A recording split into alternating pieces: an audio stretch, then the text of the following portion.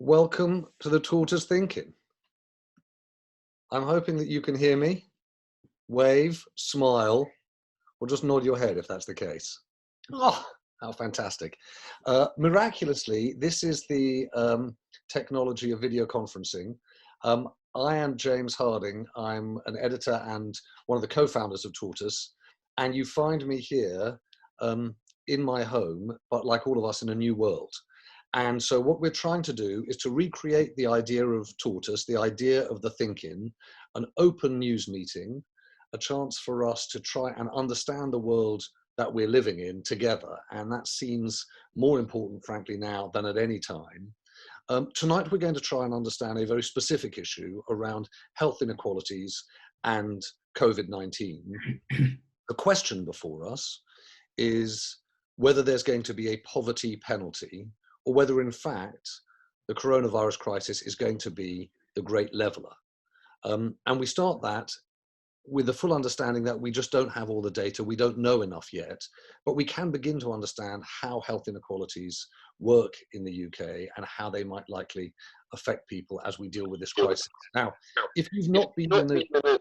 Oh, sorry, can I ask you just to mute your phones? If you've not, your computers, I just want to explain, if you've not been to a Think-In before, it's intended to be like an editorial meeting.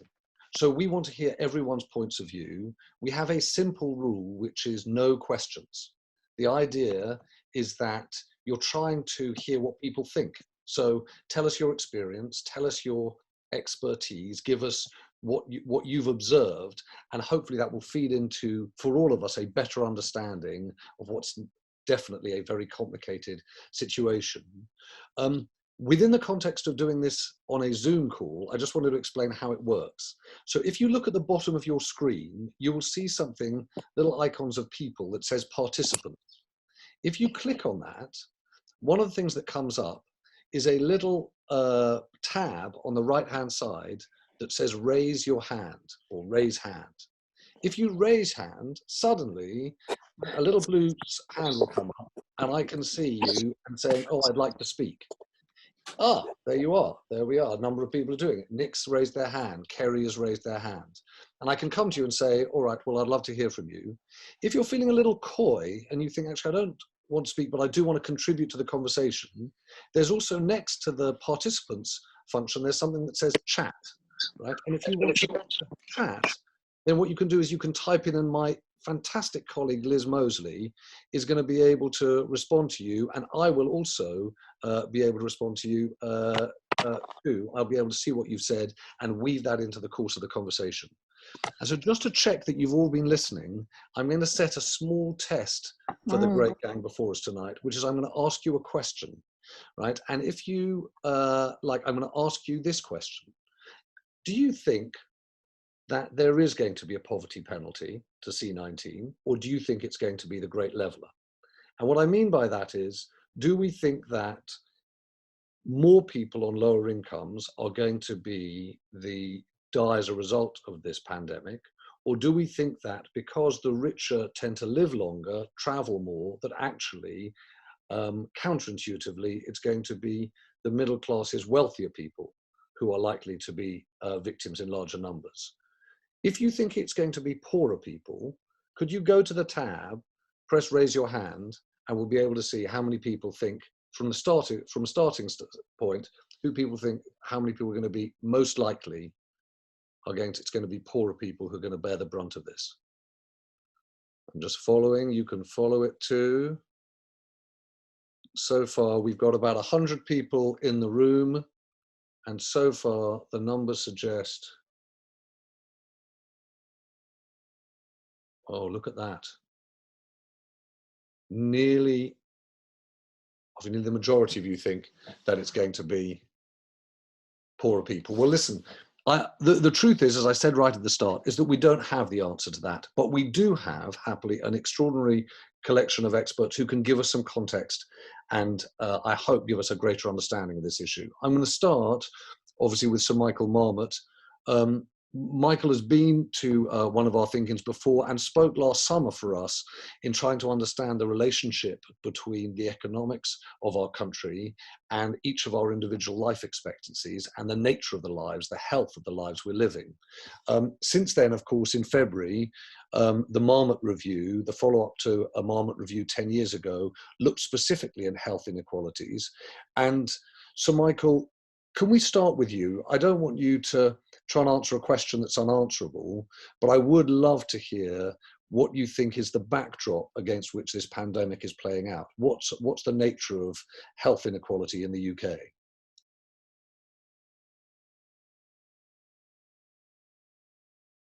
Is three things about the health picture. The first is that life expectancy, which had been increasing at a rate of about 1 year every 4 years, since the end of the 19th century, slowed down dramatically around 2010, 11, dramatically. And as we said, it nearly ground to a halt. So this was a dramatic shift.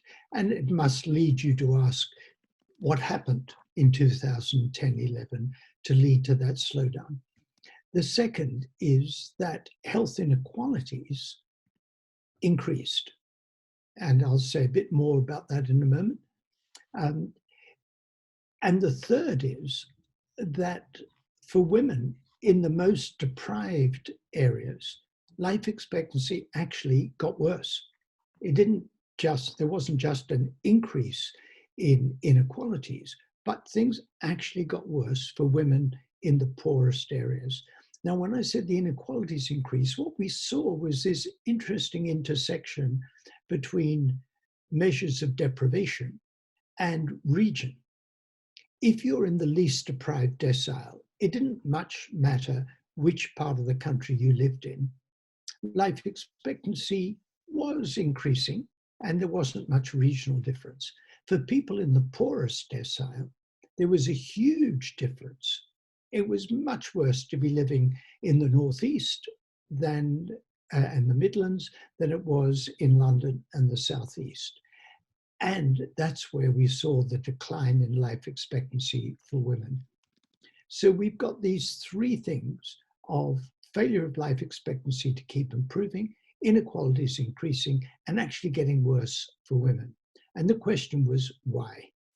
Well, in 2010, in my Marmot review, so-called, we identified 6 domains which we thought were crucially important for the explanation of health inequalities and what you would do to reduce them. And we looked in detail at 5 of those 6. And what we showed was for each of them, things were getting worse. Child poverty was increasing, closure of 1,000 Sure Start children's centres, funding for education went down by 8% per pupil, increase in the gig economy and the workplace, increases in adult poverty, regressive spend on local government. The decline in local government spend for the poorest 20% of local authorities was 32%, and for the least deprived 20% was 16%, clearly regressive.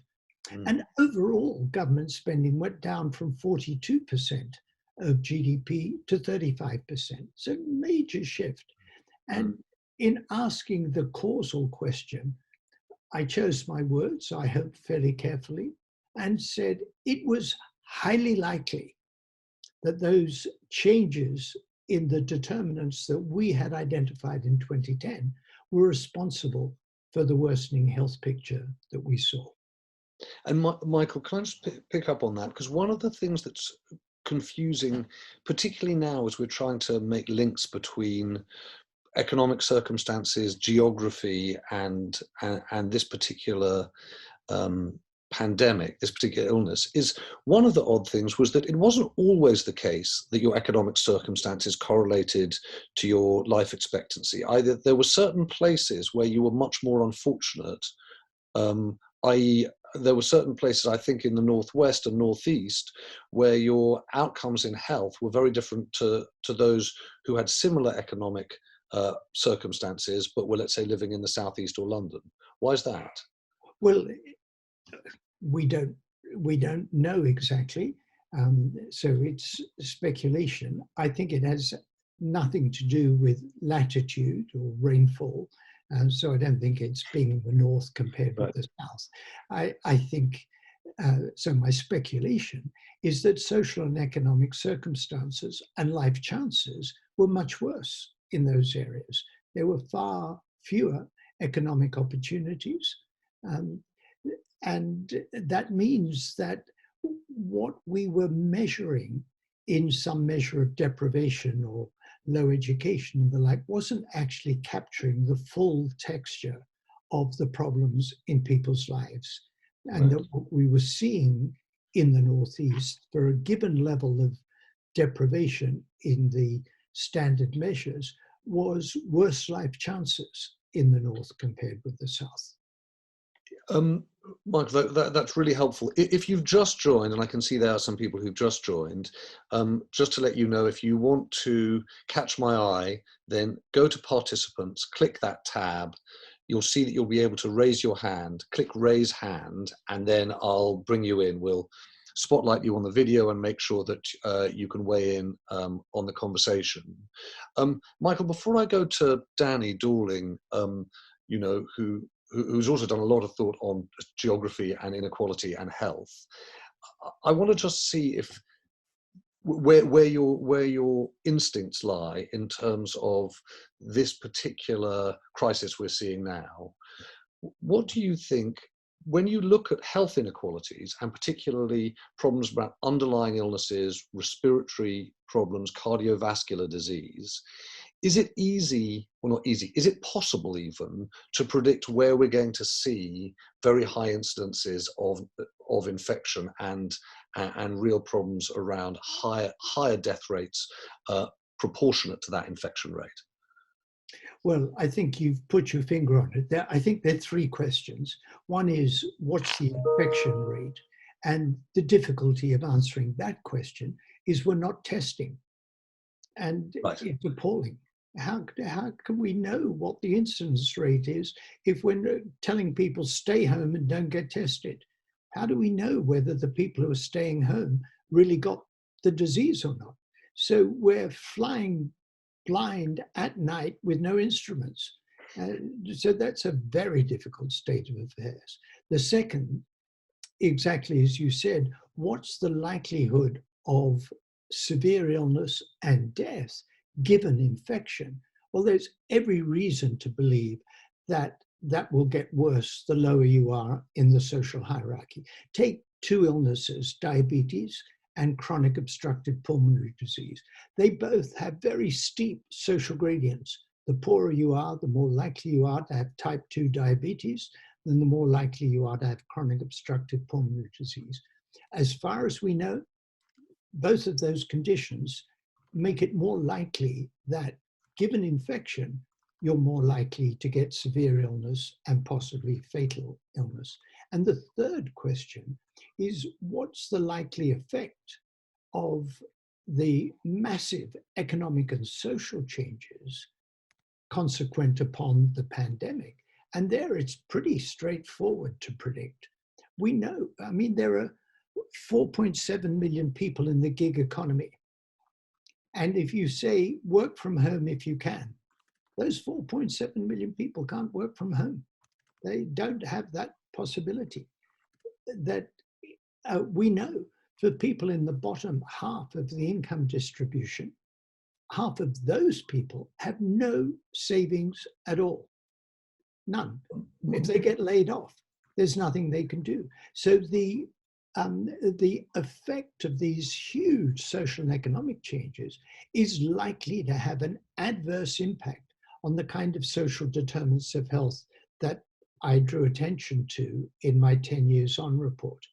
I see. So the tougher economic circumstances will obviously play out worse on people on lower incomes, and they are themselves susceptible to a whole bunch of illnesses and diseases entirely separate from C19. So we've got to try and factor in what those impacts are. So to come back to the first question, which is what about the incidence rates? Now, you know, Tom Hanks got COVID-19, and the manager of Olympiacos football team got COVID-19. In the early stages, before we're aware of it, it may have been no respecter of class, status, whatever. I read that a whole group of group therapists went to a conference in Manhattan, and most of them got infected. So these are nice middle-class professional people, and they got infected by going to a conference. Now, I think it's far more likely that you'll get infected if you're living in crowded conditions, if you don't have the option of working from home or other forms of self-isolation or social distance. I think it's far more likely. So in the early stages, it might have been kind of random, but I think it's much less likely to be random now. It's far more likely to have higher incidence the more deprived you are. Michael, thank you. I want to come back to you if I may, and I can see that that one person in the has logged in. So I don't know your name. Will you just introduce yourself, and Wayne, and then in a moment I'm going to come, if I can, to Danny Dorling to talk about this. Thank you very much. My name is Anthony Iwanalgo. I'm a solutions architect, and I was invited into this forum by a colleague of mine, Gajinda. And I just want to make a comment around what Michael has said, and also the slide you had first around the regions of those who have been infected and the numbers in those regions. If you notice, they are quite from affluent areas of people with, shall I say, class and status. And to confirm what Sir Michael said, you can tell these are people who do quite a lot of traveling. They can afford to move around with regards to their businesses, their jobs, and all. But I can also agree. I would also like to agree with Sir Michael that as this progresses on, because of the level of, shall I say, the class of treatments that these people are afforded, it's more than likely they will get treated quickly. They will be able to test. They can afford the test either through their private healthcare schemes or through their GPs. I live in St. John's Wood. We are constantly being updated on stuff that is going on. So we have access to our GPs. I'm part of an organization called Dexterity, and we've just so just to finish on that. So the people in the more deprived environment, because they are more clustered, they do not have access to the treatment, and you rightfully said they do not have any savings. They will have more of an adverse impact of COVID-19. What we have done right now. Yeah. Sorry, go on. Yes, and what we have done is that we've currently built a mobile app that is actually available for people who have successfully who can self-isolate, but to be able to have the communication channels to their GPs, to be able to say, hey, to request for a test kit even while they are self-isolated. Because as Sir Michael said, if we all self-isolate, how do we know we have it? How can we communicate this to the appropriate authorities and request the right set of kits or treatments and communication with our health authorities? Anthony, so we are, yes. Yeah, I was just going to say thank you, because actually on exactly that point, I was going to come to Danny Dorling. So I don't know whether you know Danny Dorling's professor of geography at Oxford University, and actually he's looked at some of exactly these questions about whether or not the treatments and the opportunities for people who are wealthier are different. I see Frank Starling's got his hand up. I'm going to come to you, Frank, in a moment. But Danny, first, if I may, can I come to you? Danny, is it possible that actually it's the opposite to what we expect? That in this particular case, it really is going to be middle-class people, if you like, wealthier people, because of travel, because of life expectancy, that might be disproportionately hit? Is that possible? It depends how long it goes on for. If it was to stop spreading, as reportedly it stopped spreading within China, So no case-to-case transmission was reported within China today. And it comes to an end after a certain number of thousand cases. And given that it first of all hit places like Kensington and Chelsea, then the most disproportionately hit would be the areas it's first come to, which is the areas where people go skiing in Italy and come home from, and so on, where people fly from more often. If it carries on for much longer, then eventually it will go across the entire population. But the other thing well worth saying is that it is most deadly to people who are over 70, 75, particularly over 80 years old. And in the UK, because of our terrible health inequalities, a far greater proportion of people who are in very old age are of middle class background than working class background. So it's not necessarily safe to assume that those who will be most hit will actually be the poorest. And it partly depends on policy. It's a choice of government. If government decides to throw people to the wolves, to actually allow them to get into a situation which they have literally no money, then the effects of absolutely abject poverty on people who cannot work because they're not being allowed to work will be awful. If government decides that people are just as important as the industries that they're trying to protect, then the effects of this on people who are poorer will be much less. And we can see the differences between different countries. You can see how places that are much more equal, like Japan, how fewer cases have controlled it better, places like Norway and places like Finland.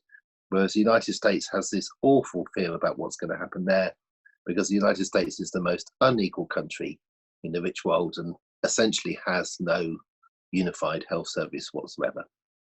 Danny, can I ask you a very unfair question? Mm-hmm.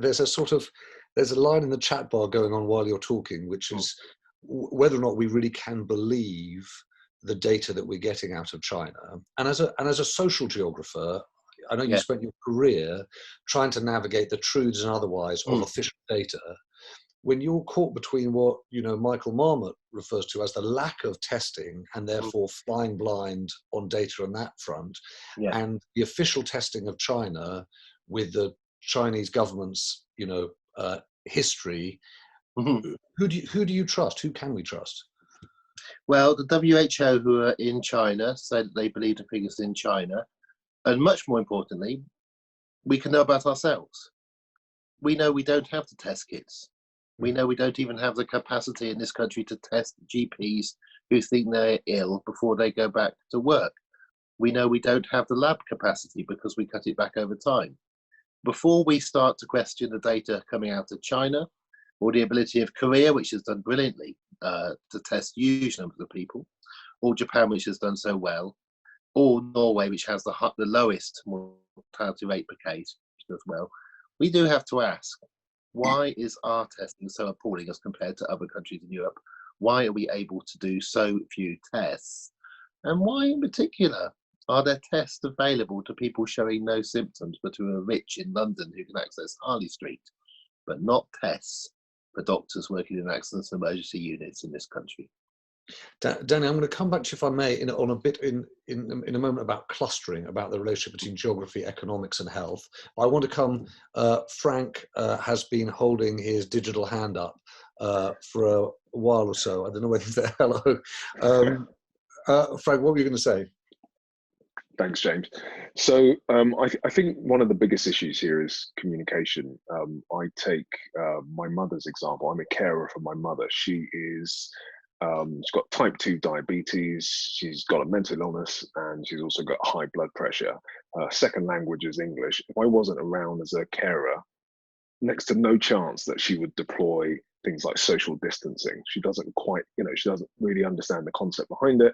On Monday, she popped to the shops to get some rice and a few other kind of extra pantry bits. And as of, I think, Tuesday, I made it explicitly clear that she just can't go out because she's in a high risk group.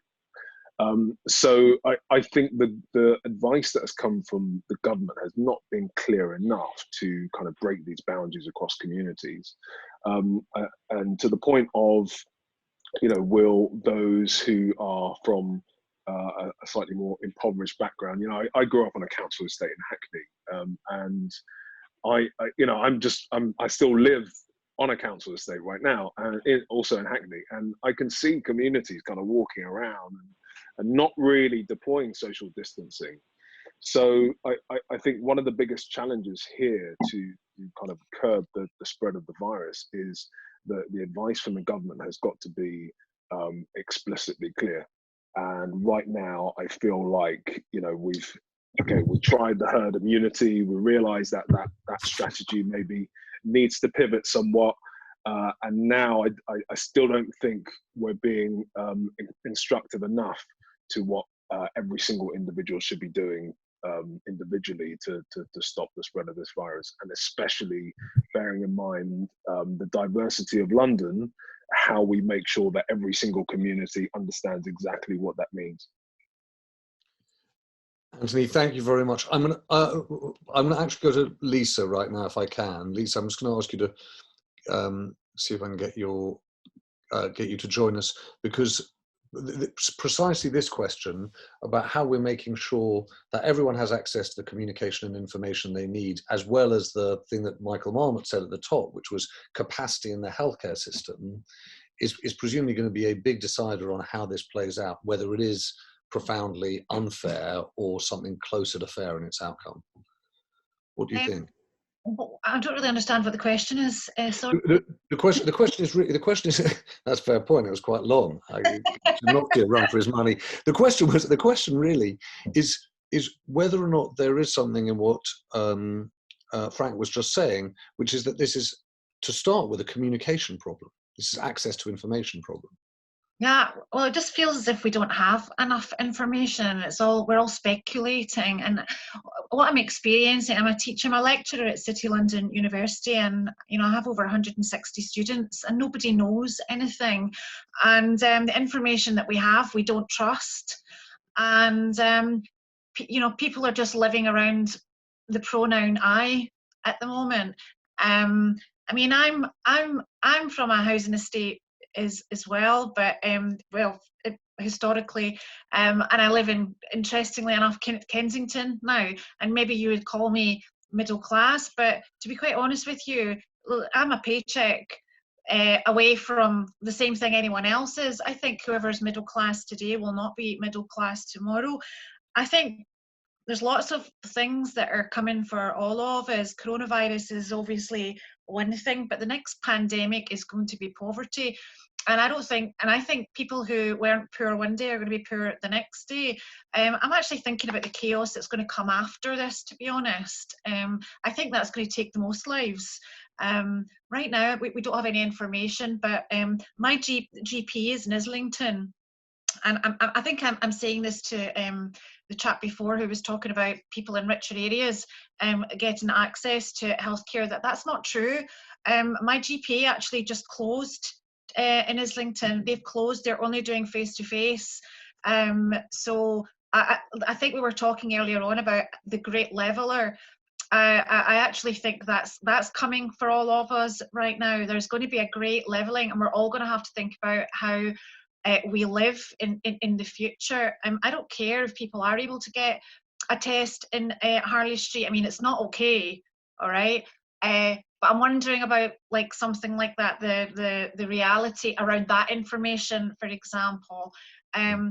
It's about what we do right now. It's how we behave right now. It's how we live right now, and how we're going to live after is really the questions that are preoccupying me as a human being. What are we going to do after these lockdowns? That's what I'm interested in, because really we're going to feel the impact of what this is for us for maybe years to come. And we're all just recovering from the last economic disaster in 2008, and Sir Michael did his report in 2010, and that's connected. So what's going to come out of this? I just don't know. I'm in a place of not knowing. I'm also a creative writer, so I'm living in an important historical time.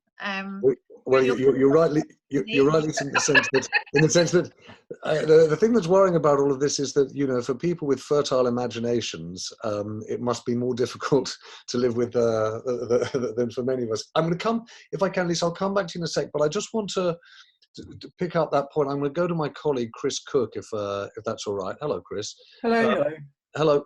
I wanted to, when I want to just sort of see if I could engage you and Michael in particular around this question about health inequalities. Michael touched on something in his 3 points. The second of which was, of course, they're going to be people on lower incomes who have got underlying health problems that make them more susceptible in the event that they have infections. I think he talked about diabetes and pulmonary diseases. There's a second element to that, which is whether or not people on lower incomes with those underlying health issues are more directly at the sharp end of a long period of cuts in healthcare provision or proportionate cuts, and whether or not they're the ones that are going to find the shortage of capacity in the healthcare system most acute. And I wondered whether you could speak to that, and Michael, if I may, I'll come back to you on it too. Sure. So I think to take the second thing first, and one of the things I've been worrying about actually for a while is about the fact that really for 20 or 30 years we've had this process of worrying more about the efficiency of the state than about its capacity. So what I mean by that is the health service is quite a good example. In England, we've cut the number of hospital beds by about 20,000 across the system. We've increased the number of people who go through the system by about 1 million a year. So there are about 5 million people a year who go through hospital treatment phases of a sort of meeting a certain definition. That's up by about a fifth. Over 10 years, we've reduced the number of beds by 20,000, which is quite a sizable cut, but about a sixth. We thought so much about efficiency that what we've done is create a system that has almost no slack in it. And every time we find slack, every time you find a little bit of spare capacity, you worry about why it's there. You know, people are encouraged to get rid of it. If you have spare rooms, you don't get in the hospital, you don't get, to just keep them in case of an emergency. You have to fill them with beds and use them because everything has to be running at absolute maximum capacity all the time. There's a specific problem. Can I ask you about that? Is that a fantasy world? Is there anywhere in the world that keeps, if you like, these mothballed wards for occasions like this? Yeah, so there are. So there's this place called England that did it. For decades, right? So the flip side. So we talk a lot about using market mechanisms in healthcare to across the public services to try and drive people to, which are really good at basically weeding out this slack and turning it into capacity, but the flip side of the old-fashioned bureaucracies that used to sort of hoard and worry is they would end up with more slack. And if you go back to the Grenfell Tower fire, one of the things that emerged in London councils was places like Islington, which are run more like an old-fashioned council. So they have an in-house engineering department, for example, had people they could bring in during an emergency who were just generic kind of council employees. They weren't contractors who only did one thing, In my borough, if they wanted to try and bring in the local engineering department, they'd be ringing up a builder and saying, so we contracted you to do some cladding work 2 years ago. We're wondering if we could get you to kind of volunteer for some stuff, right? It sort of doesn't work in this marketized relationship. On the sort of regional stuff, I think a thing that is underappreciated, I'm going to share my screen excitingly, if I can. No, this is getting good, Chris. Yeah. By the way, just to let everyone know, this is our first week doing this. We always did our think-ins in our newsroom. So we've never had, we're just beginning to understand how this works. You've got me, Chris. No, I can't. Sorry, I can't. I can't do that. Okay, well, so I can't do that at the moment. One of the things that, if you look at COPD, so pulmonary disease, one of the things that's really striking is if you look at, there are massive regional differentials in who has some of the pre-existing conditions that are associated with very poor survival rates from C19. So, for example, if you sort of plot these things across a map, we can put a link actually to it in the chat. But the Tyneside and Weir, the sort of what we've recently started calling the Red Wall, those sort of urban seats that start in Liverpool and reach over to Hull across the north of England. Some bits of East London, the fantastically high rates of respiratory disease across the CCGs there. you get similar sort of patterns for liver disease, for various other things. We talk in general terms about the lower mortality rates associated with poverty, but actually we have very specific higher smoking rates, higher drinking rates, more diabetes. So the specific things that make you vulnerable to this disease are also geographically concentrated, as well as sort of because poverty is geographically concentrated. Okay, Chris, thank you. I'm going to come back to Michael on that in one moment, but just actually, I'm sure I'm going to pronounce this wrong, but Sana has posted just quite an interesting stat in saying that over the last 30 years, hospital beds in England have halved, 299,000 down to 142,000. Sana, if I might come to you and ask you about that, but I said that I would come to Nethal, who was on the line a moment ago.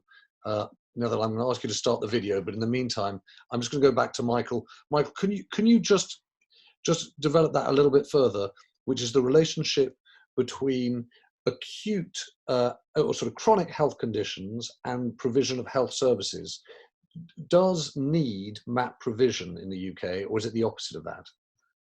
Well, firstly, the context is, we've said very clearly all along that the key determinants of health and health inequalities are not access to healthcare. It's the social determinants of health.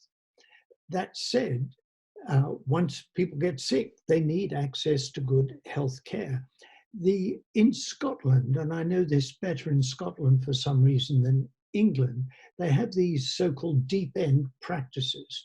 And what they show is that the spend per person is equal across deprivation deciles, but the need is much greater in the deprived areas. So the spend is not proportionate to need. I talk about proportionate universalism. We want universal services with spend proportionate to need, and we don't seem to have that.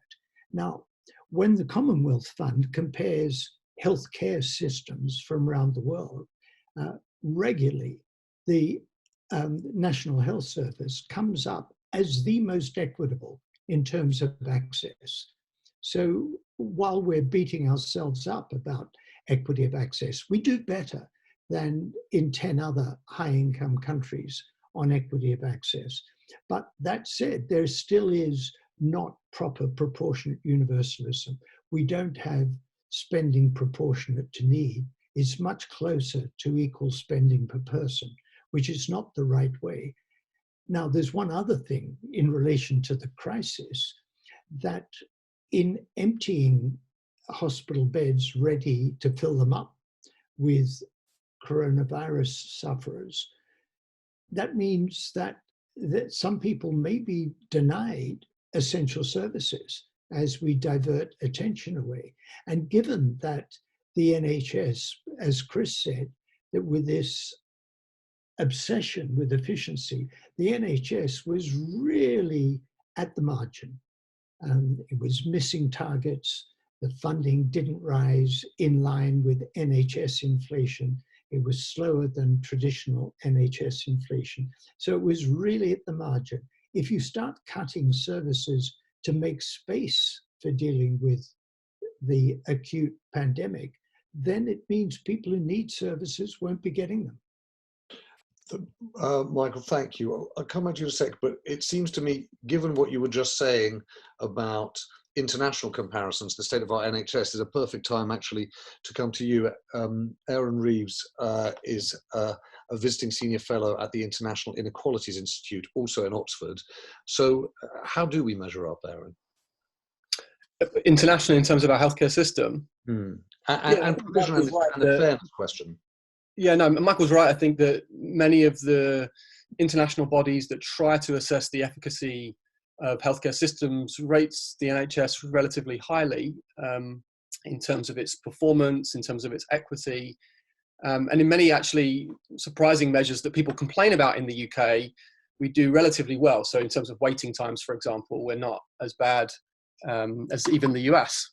I think the real problem, though, is not necessarily to compare us with where countries currently are, but to think about the trajectory that we're on. And I think the point that Michael and Chris and others have made is that over the last few decades, the NHS has been under greater strain, partly for reasons that Michael's talked about, the sort of lack of an increase in spending proportionate to growing demand and not necessarily adjusting for inflation. And we have had a number of periods over the last few winters where we've seen mortality rates be high. And I think those have been an indication of stress in the system that meant that we were not prepared to deal with some of the events that have been happening in the UK over the last couple of months. We certainly don't have the spare capacity that Germany or France has. But even according to the crises that we were having in the UK, we were not doing well, I think. Aaron, thanks. And can I the point that Lisa raised, which is these things are going to fundamentally change us in ways we're just beginning to understand. How do you think this is likely, and I know it's very early in this, but how do you think this is going to change the way in which we think about our public health and the provision of healthcare? Yeah, it's a great question. I think there are a couple of scenarios that could play out, I think, for us in terms of how we respond to this particular crisis. Certainly, it seems like the future of inequality in this country is going to widen. Part of the reason for that is the job loss that will come is not going to be able to be quickly reabsorbed, partly because in previous recessions, it's been jobs that have been lost within firms, whereas firm death has been relatively small. In this case, we're going to see a larger number of firms that are dying, and so being able to reabsorb those people into the economy is going to be more challenging going forward.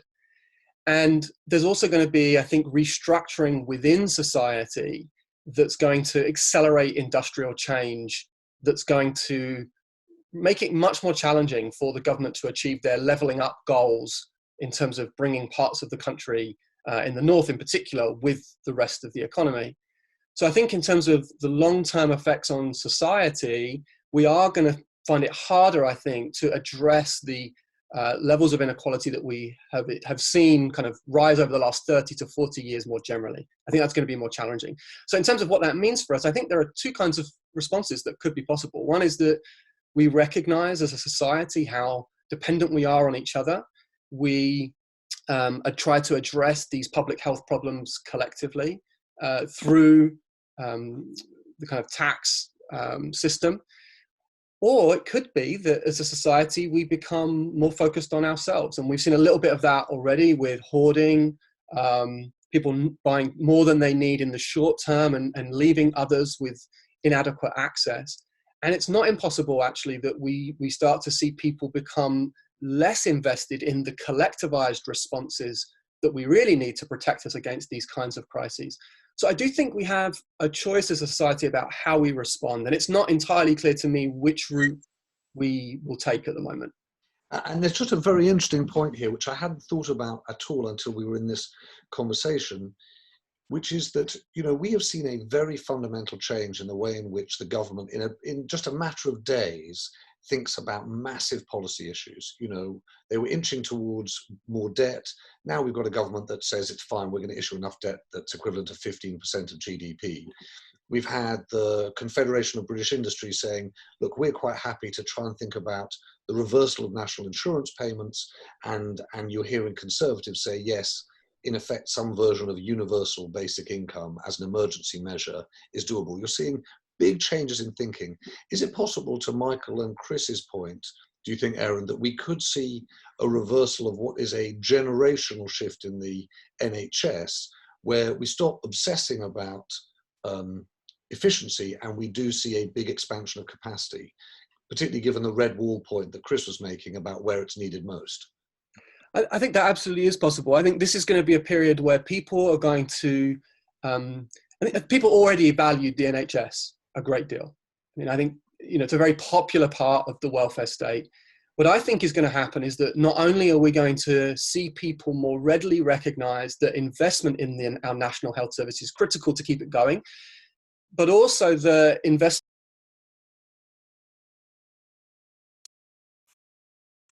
the other investment in other parts of the welfare state are also essential to protecting all of us from the kinds of uncertainties that that our economies live with, that we can lose our jobs, that even those of us that feel secure are capable of experiencing income shocks, and that these systems are there in place to protect us. So I think it is very possible that we have that, and certainly the government have recognized it. They're being very explicit by saying that, you know, this is a government imposed income shock, and that we as a society need to recognize that that's a burden that we all need to share, and we will do that partly through debt and taxation in the long run. Aaron, thank you very much. This is turning out to be really like a Thinking in our newsroom, where suddenly more and more people are weighing in the second half of the conversation. I want to come to Louise, if I may. Hello. Louise. Yes, hello. Yeah, no, I just think this whole thing actually gives us a chance, a really amazing chance for a sort of world republic. You know, there are scientists all over the world, cross boundaries, all trying to sort this out. I think it offers huge potential, actually, for us to evolve and go miles and miles and millions of miles away from stupid Brexit, and actually see that we are really interconnected. I mean, what better example do you need than this virus to see that we're all interconnected? Well, weirdly, Louise, I've got to say, emotionally, I find myself struck by the same thing, as well as being, you know, worried and sometimes alarmed, hugely invigorated and thinking good and positive things are going to come from it. I just wondered, I don't know whether, particularly actually, I guess, Michael, in your world, whether or not you are seeing much greater levels of academic or intellectual or policy collaboration that's coming out of this, or whether that's always actually been the case in academia, whether people are looking up and out of beyond their own, you know, national borders. The issue of health inequalities more generally is global. And I've been working in every region of the world, and people are really interested in the British experience, but they're really interested in how they can apply our understanding to their own region and their own countries and their own communities. So in relation to Louise's point, in the academic and the public health field, we are global. I mean, the nonsense of Brexit was that we are global and we share ideas. And one of the crucial ideas, and if I can, just to come back in on how this might change the way we think about things. And let me just quickly make 3 points. The first is debt. A point that Paul Krugman makes in the US is that the right, the political right, the Republicans in the US were 100% totally hypocritical about debt. When Obama was president, they obsessed about debt. They said it was immoral. And when Trump lowered taxes and the debt skyrocketed, they said, hooray, that's wonderful. So they're totally hypocritical about debt. And debt is not the bugbear that it's been made out to be. The second is what this crisis has shown us is that we need government. Yeah. The idea that government's the enemy is just wrong. We need government. We need government scientists. We need chief medical officers. We need government to act and to intervene, to save the economy, to have a functioning health service. We need government. And the third, I'm still reeling from the idea that this is changing everything utterly. What I would hope it starts to change, and it's something I said in my 10-year on report, what about we had a New Zealand approach that the purpose of the economy is to deliver well-being to the population, not to get economic growth. And that's not fanciful. What we're seeing now is the well-being of the population is under deep threat, not just because of the virus, but because of the economic and social response to it. And I'd like to see that we come out of this putting well-being of the population as our number one social goal. And I'll measure well-being by health inequalities. Well, Michael, thank you very much. It certainly feels as though this is a moment where we can begin to think about reorganizing and reordering things. Sam, Alvis, you've been waiting to weigh in. Sam, what are you thinking? Hi. So I've been doing some economic analysis of the various fiscal responses of countries around the world. And one of the things I think that's striking is that how other countries have much more, say, social welfare schemes already built in that they can use to send out money. So you look at the German example of like Kurzarbeitergeld, it's something they use for partial unemployment for the state to subsidise wages. The UK doesn't have a similar scheme to that. It makes it much harder to get money to the right people quickly when you have to build whole new schemes of ways of getting it out. So at the moment you have Resolution Foundation proposing some tinkering to universal credit, but it makes it much, much harder for the people who are truly unemployed and need the money. And it exacerbates those inequalities that we're talking about that come from the health incidents in the first place. I think that's really interesting, particularly because we're suddenly thinking now about different ways that we deal with distribution of money from the state. Sam, thank you. I'm going to go to my colleague Matt Dancona and then back to Danny, Dorling, if I may. Matt. Hi, yes, I'm Matt. I work at Tortoise too. I'm always struck in these conversations by I, Daniel Blake, which I thought was a film about digital exclusion and modernity as much as austerity. And if you look at the ONS figures about digital exclusion, the group that is most digitally excluded is lone households over 65, which just about describes, I would say, the kind of target for this particular pathogen, those who are most likely to be in danger of fatality. And that just so coincided with seeing that statistic today with my own primary care surgery shutting up shop and going digital only. And I think that, events like this are easy for lots of people, but also completely unthinkable to people who already perhaps have underlying conditions, are going to have difficulty with access to care, don't have an ease of use with the technology, or perhaps even access to it at all. And so I think you have to map onto, and indeed the ONS has done this, you have to map onto the absolute inequalities of wealth, the question of social and digital inequalities. Yeah, that's a very good point. And I suppose goes back to the point that Frank was making about access to information in the first place. Danny? Yeah, Matthew's right, although, I mean, for once, ironically, although it's terribly, terribly lonely living on your own, people living on their own are slightly less risk than elderly people who are living with other elderly people for obvious reasons.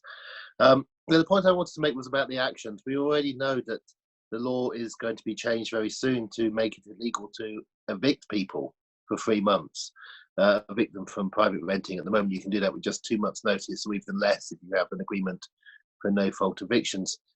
We should start talking now about that provision not being ended within 3 months. We are the only large country in Western Europe which allows people to be in this terrible situation where they can be thrown onto the streets simply because somebody else wants to make some more money out of them. We have some of the highest rents, private rents in Western Europe, some of the lowest wages, which is why people have no savings at all, as Michael Marmot has said.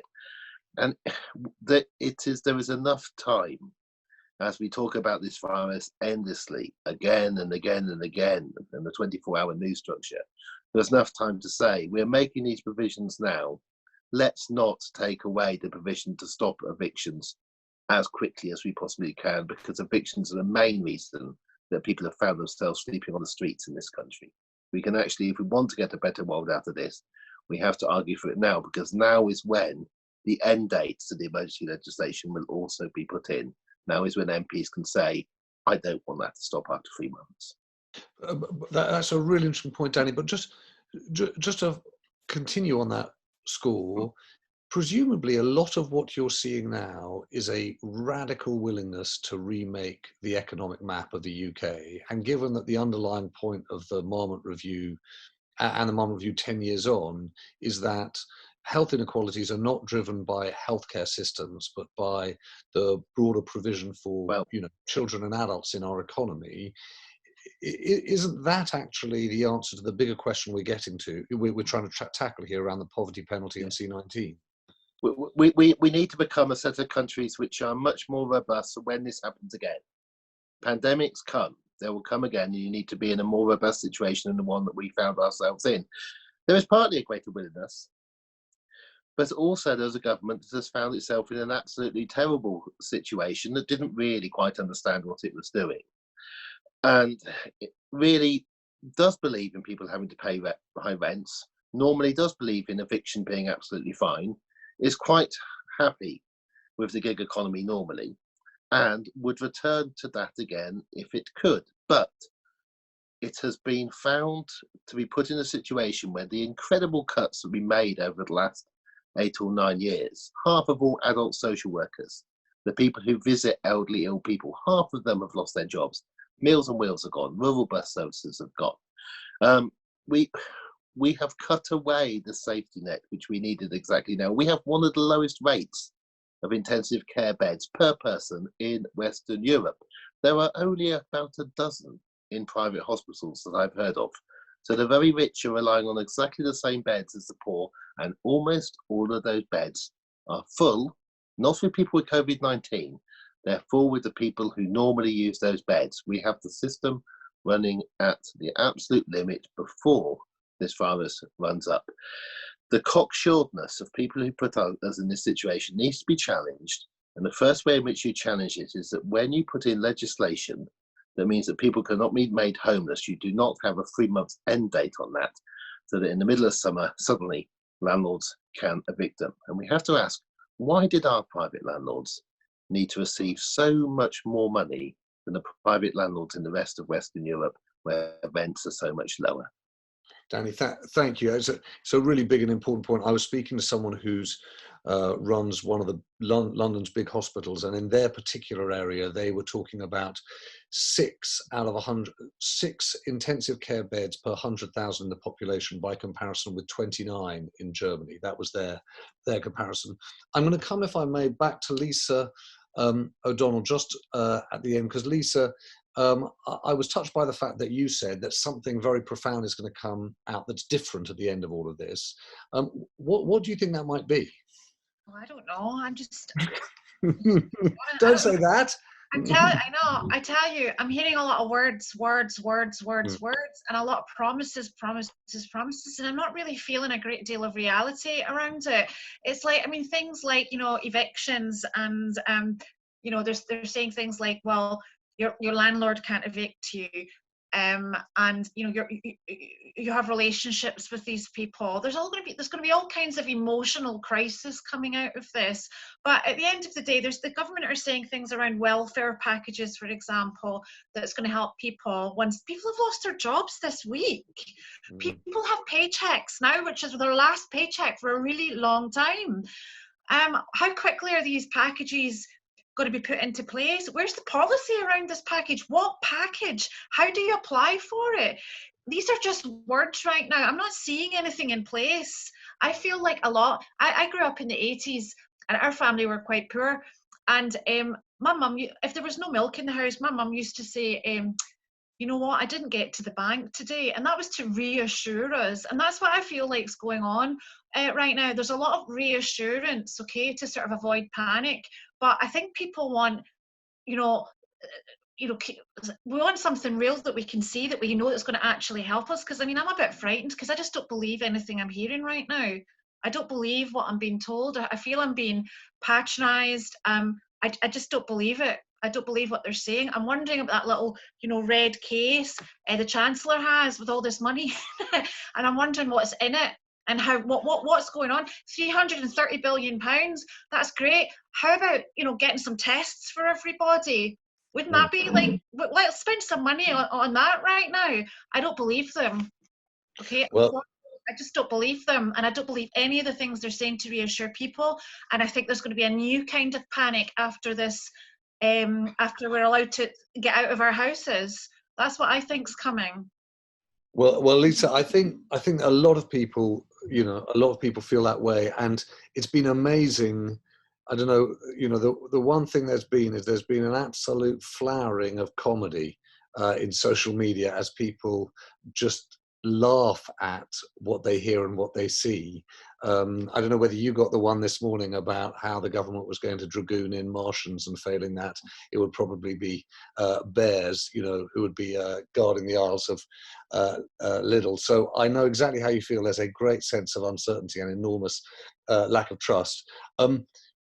We are learning as we go. Thank you for joining us for this thinking on healthcare inequalities and on COVID-19.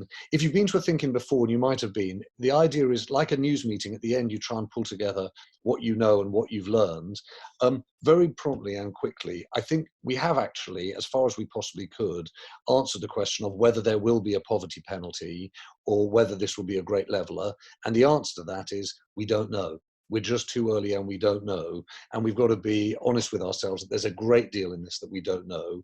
It does, I think, depend, Danny Dorling's point, that it depends on time.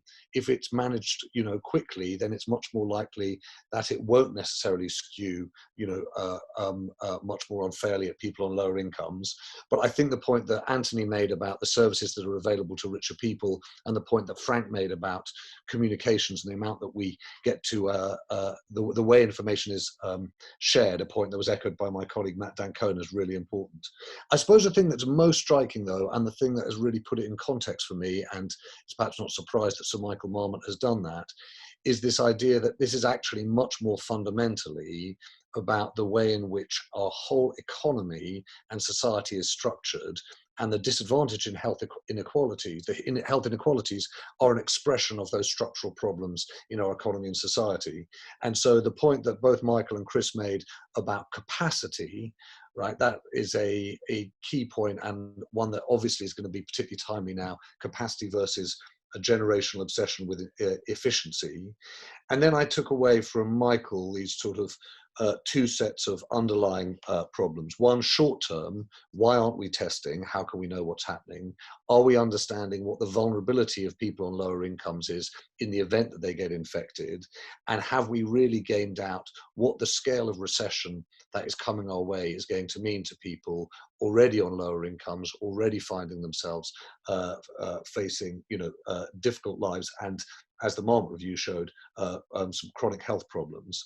Then the second longer term view that Michael set out was we've got to rethink debt, government, and the way we measure economic success, i.e. well-being.